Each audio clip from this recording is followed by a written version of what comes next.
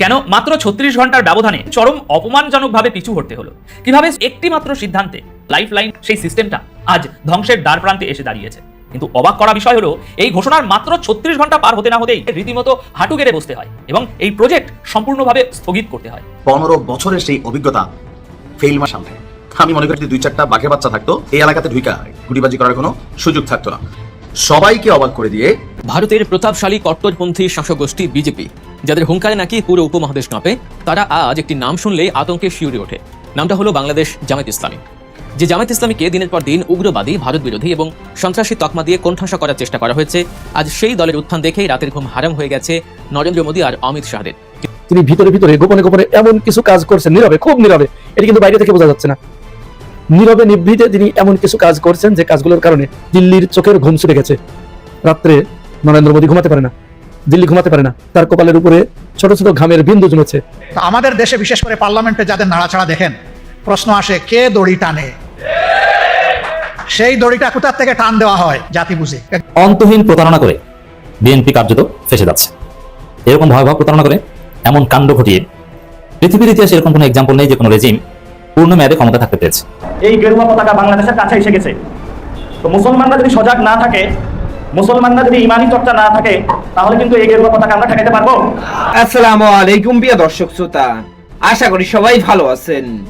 নতুন একটি ভিডিওতে সবাইকে স্বাগতম। বাংলাদেশের চলমান রাজনৈতিক প্রেক্ষাপট নিয়ে ভিডিওর শুরুতেই বেশ কিছু ভিডিওর অংশ বিশেষ আপনারা দেখেছেন। মূলত আজকের এই ভিডিওটিতে সেই সকল ভিডিওর বিস্তারিত আলোচনা দেখতে পারবেন।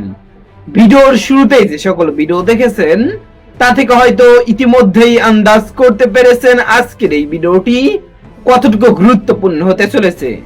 অতএব চলুন কথা না বাড়িয়ে একটি লাইক দিয়ে সম্পূর্ণ ভিডিওটি দেখে আসি।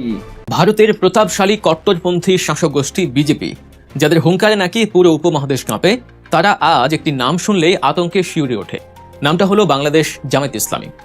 যে জামায়াত ইসলামীকে দিনের পর দিন উগ্রবাদী, ভারত বিরোধী এবং সন্ত্রাসী তকমা দিয়ে কোণঠাসা করার চেষ্টা করা হয়েছে, আজ সেই দলের উত্থান দেখেই রাতের ঘুম হারাম হয়ে গেছে নরেন্দ্র মোদী আর অমিত শাহের। কিন্তু কেন নিজেদের বিশ্বের সবচেয়ে বড় গণতান্ত্রিক দল দাবি করা বিজেপি বাংলাদেশের একটি রাজনৈতিক দলকে এত ভয় পায়? এর পেছনের আসল রহস্য জানলে আপনি চমকে যাবেন। আজ আমরা বিজেপির চরম ভণ্ডামির মুখোশ খুলে দেব এবং দেখাবো কিভাবে শত নির্যাতন আর অপপ্রচারের পরও জামায়াত ইসলামী নিজেদের একটি আধুনিক ও শক্তিশালী গণতান্ত্রিক দল হিসেবেই প্রতিষ্ঠিত করছে। ভারতের ভারতীয় জনতা পার্টি বা বিজেপি জামায়াত ইসলামীকে সবসময় একটি উগ্রবাদী, ভারত বিরোধী এবং সন্ত্রাসবাদে মদতদাতা সংগঠন হিসেবেই প্রচার করে আসছে। বিজেপির নেতাদের মতে জামায়াতের মূল লক্ষ্যই হল দক্ষিণ এশিয়ায় ইসলামী শাসন কায়েম করা এবং পাকিস্তানের এজেন্ডা বাস্তবায়ন করে ভারতের জাতীয় নিরাপত্তাকে হুমকিতে ফেলা। বিজেপি দাবি করে যে 1971 সাল এবং 2001 সালের শাসন আমলে জামায়াত পাকিস্তানপন্থী ভূমিকা নিয়ে ভারতের স্বার্থ ক্ষুণ্ণ করেছে। এমনকি ভারতের ভেতরেও জম্মু ও কাশ্মীরের জামায়াত ইসলামীকে তারা নিষিদ্ধ করে রেখেছে। কিন্তু মজার ব্যাপার হলো, কট্টর জামায়াত বিরোধী হওয়া সত্ত্বেও ভারতের মূল ভূখণ্ডে জামায়াত ইসলামীকে কিন্তু বিজেপি পুরোপুরি নিষিদ্ধ করার সাহস পায়নি। বিজেপির এই জামায়াত ভীতির পেছনের আসল কারণ বুঝতে হলে এই দুই দলের আদর্শিক জায়গাটা একটু মিলিয়ে দেখা দরকার। 1980 সালে প্রতিষ্ঠিত হওয়া বিজেপির মূল চালিকা শক্তি হল আরএসএস বা রাষ্ট্রীয় স্বয়ংসেবক সংঘ। তাদের একমাত্র লক্ষ্য হল হিন্দুত্ব বা সাংস্কৃতিক হিন্দু জাতীয়তাবাদ প্রতিষ্ঠা করা।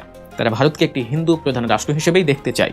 1998 সালে প্রথমবারের মতো ক্ষমতায় আসা এবং 2014 সাল থেকে টানা ক্ষমতায় থাকা বিজেপির মূল হাতিয়ারই হল ধর্মের নামে রাজনীতি। তারা নিজেদের গণতান্ত্রিক দাবি করলেও তাদের শাসন আমলে ভারতের সংখ্যালঘু, বিশেষ করে মুসলিম এবং খ্রিস্টানদের উপর যে ভয়াবহ বৈষম্য ও নির্যাতন চলছে তা আজ পুরো বিশ্বের সামনে দিনের আলোর মতন পরিষ্কার।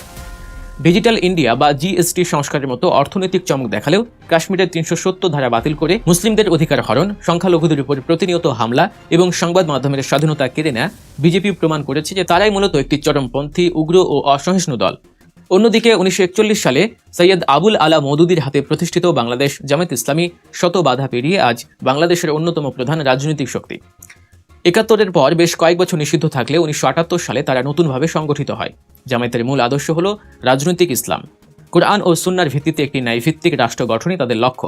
তবে তারা শরিয়া আইন চাপিয়ে দেওয়ার বিষয়ে কখনোই বাড়াবাড়ি করেনি, বরং তাদের অর্থনৈতিক নীতি হল জাকাত ও উসর ভিত্তিক ইসলামী অর্থনীতি এবং একটি সুদমুক্ত আধুনিক ব্যাংকিং ব্যবস্থা গড়ে তোলা, যা সাধারণ মানুষের জন্য চরম কল্যাণকর।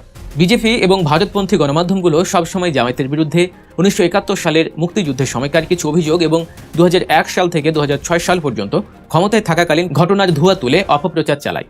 2001 থেকে 2006 মেয়াদে জামায়াতের হাতে যখন কৃষি, শিল্প ও সমাজ কল্যাণ মন্ত্রণালয়ের মতো গুরুত্বপূর্ণ দায়িত্ব ছিল, তখন দেশের ব্যাপক উন্নয়ন হয়েছিল, ছিল না কোনো দুর্নীতি। কিন্তু ভারত ও তাদের দোসররা বারবার 10 ট্রাক অস্ত্র মামলা, 63 জেলায় বোমা হামলা এবং 21শে আগস্টের গ্রেনেড হামলার মতো ঘটনার দায় উদ্দেশ্য প্রণোদিতভাবে জামায়াতের উপর চাপিয়ে তাদের সন্ত্রাসী প্রমাণ করার এক ঘৃণ্য খেলায় মেতে ওঠে। আন্তর্জাতিক অপরাধ ট্রাইব্যুনালের নামে প্রহসনের বিচার করে জামায়াতের শীর্ষ নেতাদের ফাঁসি দেওয়া হয়।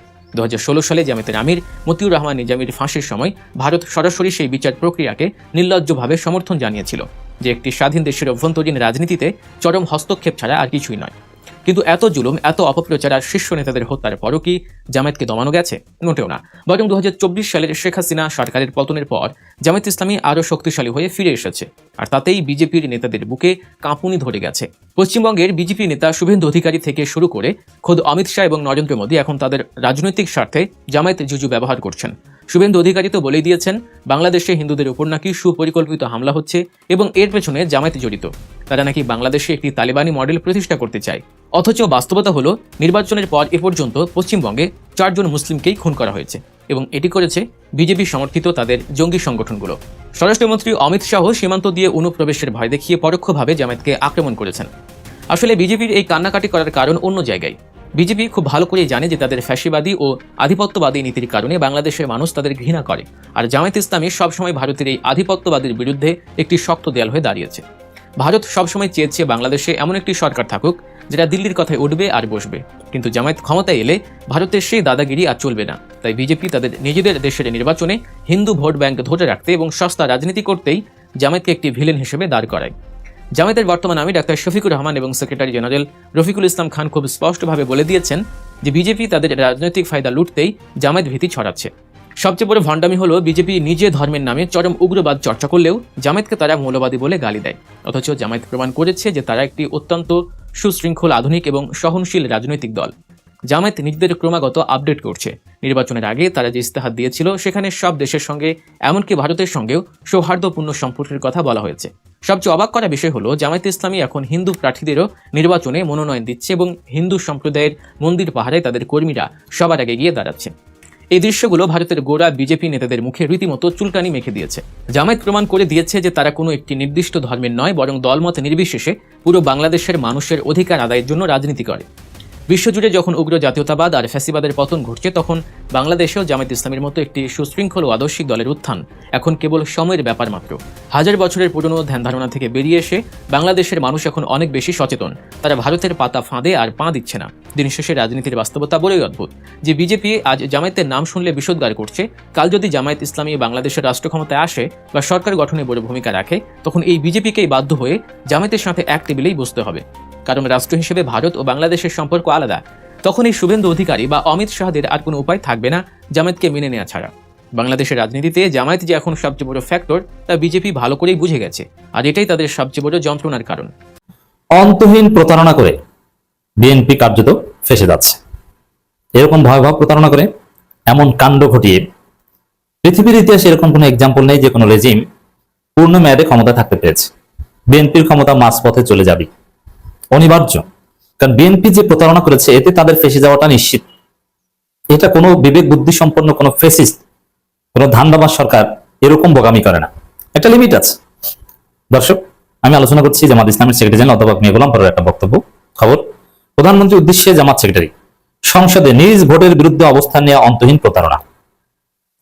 দেখেন, তারেক রহমান নিজে প্রকাশ্যে বলেছেন যে গণভোটে হা দিবেন, আর এখন এসে তারেক রহমানের অনুসারীরা, তার লোকজন পার্লামেন্টে বলে আরে ওটা তো আমরা ধান্দাবাজি করেছি, যে গণভোটে হায়ের কথা না বললে, গণভোটে রাজি না হলে তো নির্বাচনই হতো না। মানে এই প্রতারণার কথা তারা স্বীকার করেছেন এবং পার্লামেন্টে প্রধানমন্ত্রী থেকে শুরু করে প্রধানমন্ত্রীর লোকজন যেসব বক্তব্য দেন এটা গণভোটে হা এর বিরুদ্ধে, উল্টো পথে হাঁটছেন। তো এইভাবে প্রতারণা করে কেউ ক্ষমতা থাকতে পারে না। হাসিনা ফেসিস্ট ছিল, অনেক সমালোচনা আছে এবং থাকবে, কিন্তু আমি নিশ্চিত বলতে পারি হাসিনা যদি এখানে হতো তাহলে এই গণভোটকে অস্বীকার করার ধৃষ্টতা দেখাতো না। কারণ গণভোটের চাইতে ডেমোক্রেসিতে কিছু নাই। Highest stage of democracy is referendum. আর সেই রেফারেন্ডামকে অস্বীকার করার, ধামাচাপা দেওয়ার ধৃষ্টতা দেখাচ্ছে তারেক রহমান সরকার। আপনি চিন্তা করেন, আগুন নিয়ে খেলা করা, পরমাণু নিয়ে খোলা করা, যে কোনো সময় এই পরমাণু ব্লাস্ট হয়ে যাচ্ছে, ফিউশন হয়ে যেতে পারে, আর ফিউশন হয়ে বিশাল শক্তি উৎপাদন হয়ে সবকিছু একদম তামা হয়ে যেতে পারে। তাই গণভোট নিয়ে এটা খেলছে। আপনি চিন্তা করেন, গণভোটের 70% মানুষ একটা বিষয় রায় দিয়েছে, সেটার বিরুদ্ধে প্রতারণা করছে, সেটার সাথে প্রতারণা করছে বিএনপি সরকার। হাসিনা হলে এই কাজ করতো না, এমনকি হাসিনা ফেসিস্ট। কিন্তু আপনি একটু দেখেন তো, হাসিনার জীবনে এরকম কোনো কাণ্ড দেখাতে পারবেন যে হাসিনা প্রকাশ্যে বলেছে যে গণভোটে হা দেন বা এই করেন সেই করেন, এরকম একটা কিছু, আর ক্ষমতা এসে কয়েকদিন পরেই তার উল্টো বলা শুরু করেছেন? না, এত কাঁচা কাজ হাসিনা করে না। আর এত কাঁচা কাজ করলে হাসিনা ফেসিস্ট হয়ে জনগণকে ভুলভাল বুঝিয়ে ভুয়া নির্বাচন করে এভাবে বারবার ক্ষমতায় থাকতে পারতেন না। তারেক যেহেতু এই ভুলটা করেছেন, এটা অন্তহীন প্রতারণা। এবং সেই প্রতারণার কথা স্বরাষ্ট্রমন্ত্রী পার্লামেন্টে স্বীকার করেন যে আমরা এগুলো মানতে চাইনি, এটা আমরা মেনেছি যাতে নির্বাচনটা হয়। আপনি চিন্তা করেন, তো এইভাবে প্রতারণা করে ক্ষমতা থাকা যায় না, কোনো নজির নেই। পৃথিবীর ইতিহাসে অনেক গণভোট হয়েছে, আমরা এই সভ্য সমাজে আধুনিক যুগে অনেক গণভোট, সেই ব্রেক্সিটের কথা আপনাদের অনেকে মনে আছে, ইউকেতে ব্রেক্সিট বিষয়ে গণভোট হয়েছে। এছাড়া পৃথিবীর বিভিন্ন দেশে এরকম গণভোট হয়েছে, বাংলাদেশে অনেকবার গণভোট হয়েছে। বাংলাদেশের অতীতে যতবার, জিয়াউর রহমানের আমলে প্রথম, এরপরে এরশাদের আমলে, এরপরে আবার বিএনপির আমলে যত গণভোট হয়েছে, সেই গণভোটকে কোন সরকারকে অস্বীকার করেছে? না, গণভোটের রায় অক্ষরে অক্ষরে সাথে সাথে বাস্তবায়ন করেছে। বাংলাদেশের ইতিহাসে 3বার গণভোটের ক্ষেত্রে এটাই হয়েছে, সাথে সাথে বাস্তবায়ন। ইউকেতে গণভোট হয়েছে, সাথে সাথে বাস্তবায়ন। পূর্ব তিমুরে গণভোট হয়েছে, মানে গণভোটের ক্ষেত্রে যেটা হয়, গণভোটের রায়টা কয়েকদিনের মধ্যে, কয়েক সেকেন্ডের মধ্যে কার্যত বাস্তবায়ন হয়ে যায়। এটা হচ্ছে গণভোটের ফল। পৃথিবীর অনেক দেশ স্বাধীন হয়েছে গণভোটের আলোকে, অথবা ইউনাইটেড থেকেছে গণভোটের আলোকে। যেমন আয়ারল্যান্ড এবং আয়ারল্যান্ড যুক্তরাজ্যের সাথে থাকবে কি থাকবে না, গণভোট হয়েছে। স্কটল্যান্ড, এরকম আরো অনেক গণভোট ইউরোপে আছে। অনেক দেশ স্বাধীন হয়েছে গণভোট দিয়ে, আবার অনেক দেশ ইউনাইটেড থেকেছে গণভোটের মাধ্যমে। গণভোট হয়ে গেছে, সাথে সাথে কার্যকর। পূর্ব তিমুর স্বাধীন হয়েছে কিভাবে? গণভোটের মাধ্যমে। গণভোট হয়েছে, সাথে সাথে পূর্ব তিমুর স্বাধীন, সাথে সাথে। তো গণভোটের পাওয়ার এত যে মুহূর্তের মধ্যে গণভোট কার্যকর হয়ে যায়। আর সেই গণভোট নিয়ে বিএনপি যা করছে, এটা অন্তহীন প্রতারণা। পৃথিবীতে এরকম দেখাতে পারবেন না যে গণভোটের সাথে এভাবে বেইমানি করে কেউ ক্ষমতায় থাকতে পেরেছে। তাহলে একটা প্রমাণ দেখান, পৃথিবীতে যত গণভোট হয়েছে সাথে সাথে সেটা বাস্তবায়ন করা হয়েছে। আর বিএনপি কি করছে?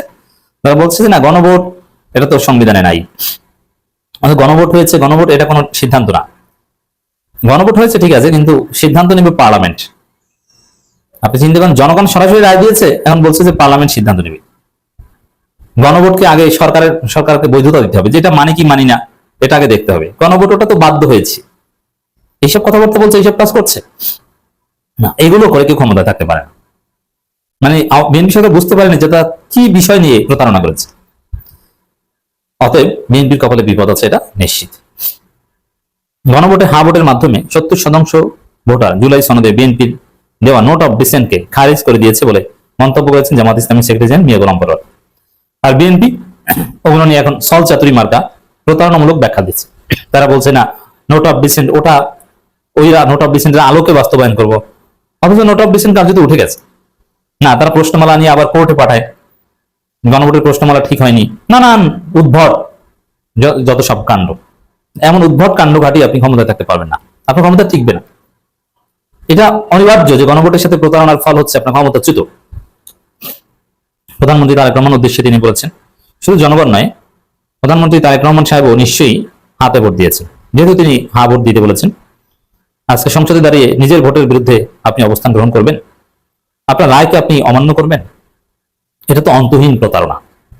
তা অন্তহীন প্রতারণা, এভাবে প্রকাশ্য প্রতারণা করে, অন্তহীন কর্ম করে ক্ষমতা থাকা যায় না। এগুলো করতে হয় সিস্টেমে। যেমন হাসিনা যে প্রতারণা করেছে, কি সিস্টেমে দেখেছেন, কত ক্রিয়েটিভ, কত সৃজনশীল। 2014 সালে বিনা ভোটে ক্ষমতা এসেছেন, কিন্তু বলেছেন যে না, মিড টার্ম ইলেকশন হবে, কিন্তু সব ম্যানেজ করে ফেলেছেন। 2018 সালে আবার এসে ওই বিনা ভোট না, তখন ঠিকই বিএনপিকে ম্যানেজ করে নির্বাচনে নিয়েছেন, তাদেরকে 6টা সিট ধরিয়ে দিয়েছে, ভোটটা রাতে হয়ে গেছে।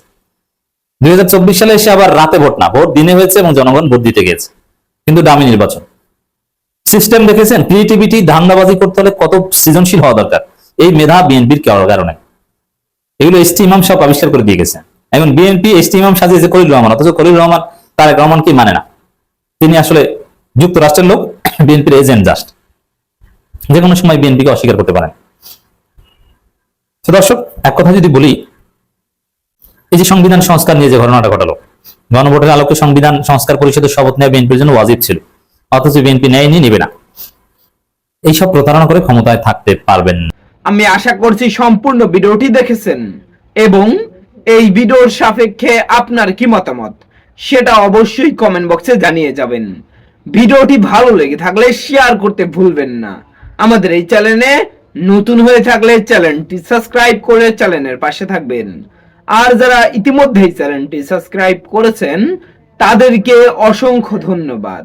দেখা হবে নতুন কোনো ভিডিও নিয়ে, ততক্ষণ সবাই সুস্থ থাকবেন। আল্লাহ হাফেজ।